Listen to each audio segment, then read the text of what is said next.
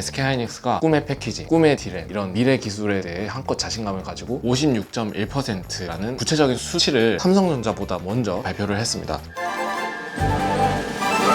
SK하이닉스가 완전 미쳐 날뛰고 있습니다. 왜냐하면 엔비디아에게 HBM3E를 안정적으로 공급하기 시작하면서 올해도 HBM 선두 자리를 꿰차고 있죠. 최근에 미국 하와이에서 VLSI 2024라는 학회가 열렸습니다. 이 학회에서 SK하이닉스가 3D 디램의 수율이 56.1%라는 구체적인 수치를 업계에서 처음으로 발표를 했습니다. 그러면 어떻게 해서 이런 수율이 나왔는지, 앞으로 어떻게 기술을 개발할 것인지 보시겠습니다.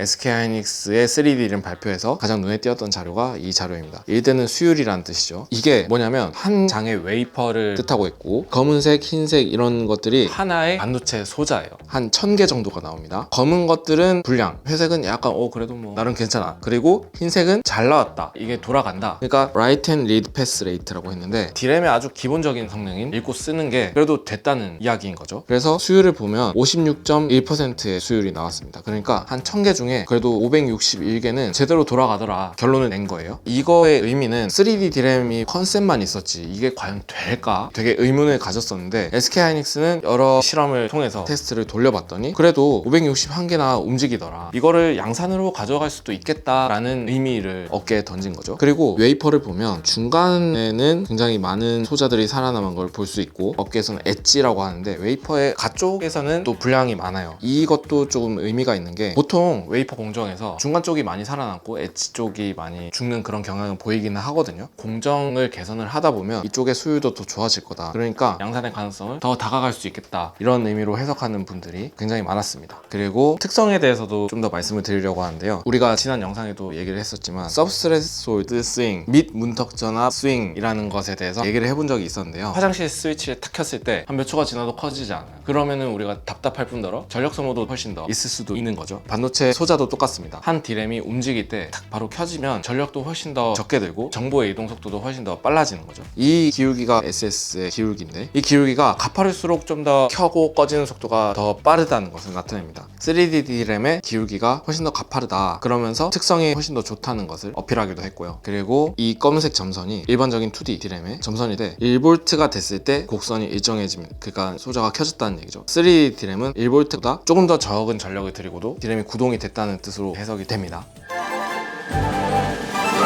일반적인 2D 디램이 어떻게 생겼는지 내부를 살펴보면, 디램에서 정보를 기억하는 영역을 셀 영역이라고 합니다. 셀 영역을 자세하게 쪼개서 한 기억 소자가 어떻게 생겼는지를 한번 살펴보면, 각종 정보들이 왔다 갔다 하는 트랜지스터가 이런 식으로 생겼고요. 그리고 정보들, 전하, 알갱이들이 저장이 되었다가 빠져나갔다가 하는 이런 공간을 캐패시터라고 합니다. 일명 저장소입니다. 근데 문제가, 작년에 삼성전자가 가장 큰 용량으로 개발을 한 게 32기가비트거든요. 기가는 10억이니까 평면에 한 320억 개의 트랜지스터가 놓인다는 얘기예요. 그러면은 동일 면적에다가 320억 개 이상의 트랜지스터를 집어넣어야 하는 과제가 생기는데, 이 공간이 너무 좁아진다는 거죠. 캐패시터 같은 경우는 얇고 길어져야 하고, 트랜지스터는 면적이 줄어들어야 하니까 이게 2D의 한계로 지목이 되던 거죠. 그러면 어떻게 해야 할까 사람들이 생각을 하다가 트랜지스터를 아예 눕혀버리기 시작합니다. 예를 들어서 지금 디램이 평면에만 이렇게 놓였다면 트랜지스터가 이렇게 쌓이기 시작을 하는 거예요. 학계 얘기를 들어보면 지금 32기가비트가 가장 최상의 스펙인 거죠. 그런데 만약에 3D 디램이 개발됐을 경우에 40층으로 쌓았다고 가정을 했을 때 48기가비트로 기본적으로 쌓을 수 있다는 계산이 나왔다고 합니다. 지금 평면에 320억 개의 트랜지스터를 넣을 때 ASML EUV 기기도 들어간다고 하죠. 물론 뭐 3D 디램 같은 경우에도 너무 어려운 기술들이 들어가긴 하지만 EUV 같은 고가의 장비를 쓰지 않고도 쭉쭉 쌓아 올리면서 고용량의 디램을 구현할 수 있다는 게 기본적인 컨셉입니다.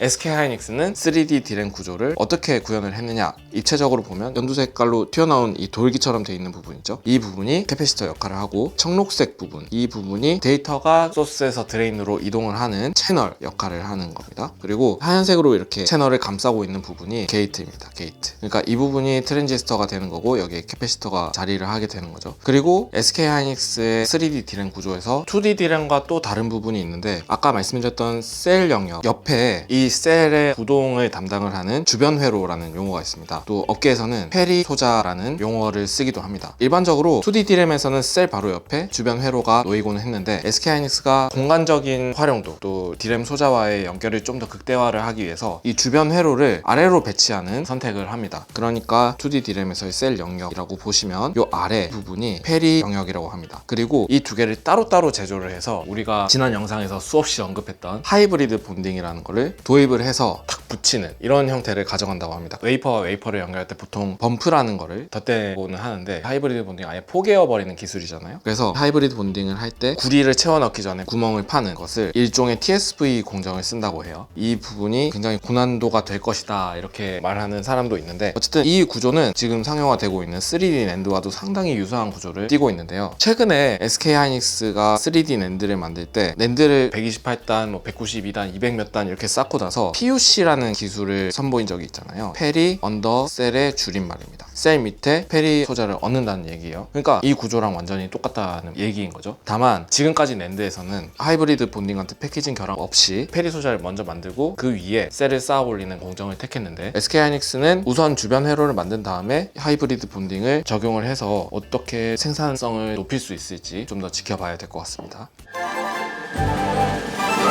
지금 여러 가지 방면을 연구를 하고 있는 것 같습니다. 넷다이라는 게 어떤 거냐면 비트 수를 얘기를 합니다. 한 개의 소자에 몇 개의 비트를 담을 수 있는가. 이를테면 아까 가장 최신 DRAM의 비트 수가 320억 개라고 말씀을 드렸었죠. 32단에서 많으면 192단까지 쌓을 수 있다는 힌트를 준 것 같은데요. 192단까지 쌓았더니 비트 수가 이만큼이나 늘더라. 결론적으로 말씀드리면 이번 논문에서 5단으로 스택을 한 다음에 페리 소자와 결합을 한 3D DRAM의 형태가 전기적 특성을 보이면서 움직일 수 있다는 걸 보여준 거는 SK하이닉스가 처음이고, 이 시도를 경쟁사들도 열심히 하고 있다고는 합니다. 마이크론도 이런 방법을 연구를 했다고는 하지만 뚜렷한 결과물을 내지 못하고 되게 고전을 하고 있다고는 들었는데, SK하이닉스가 삼성전자보다 먼저 기술을 내보이면서 자신감을 내비친 거죠. 2030년께 삼성전자가 3D DRAM을 양산을 하겠다고 발표를 했는데, 보통 업계에서 양산으로 넘어가기 위한 수율을 볼 때 한 60에서 70%로 보고 있거든요. 물론 이 60에서 70%는 대량 양산에서의 수율을 얘기하는 거고, 이 56.1%는 아주 초기 단계 테스트 웨이퍼라고 볼 수는 있지만, 앞으로 조금 더 발전을 한다면 2030년 안에는 의미 있는 3D DRAM의 양산까지 근접을 할 수 있지 않을까 생각을 해봅니다. 그래서 요즘 SK하이닉스가 꿈의 패키징, 꿈의 DRAM 이런 미래 기술에 대해 한껏 자신감을 가지고 나아가는 모습인데요. 한 2030년 안에 SK하이닉스가 HBM 혁신을 한 것처럼 어떤 혁신을 일으킬지 기대를 해봐야겠습니다. 다음 과에도 기대해주세요.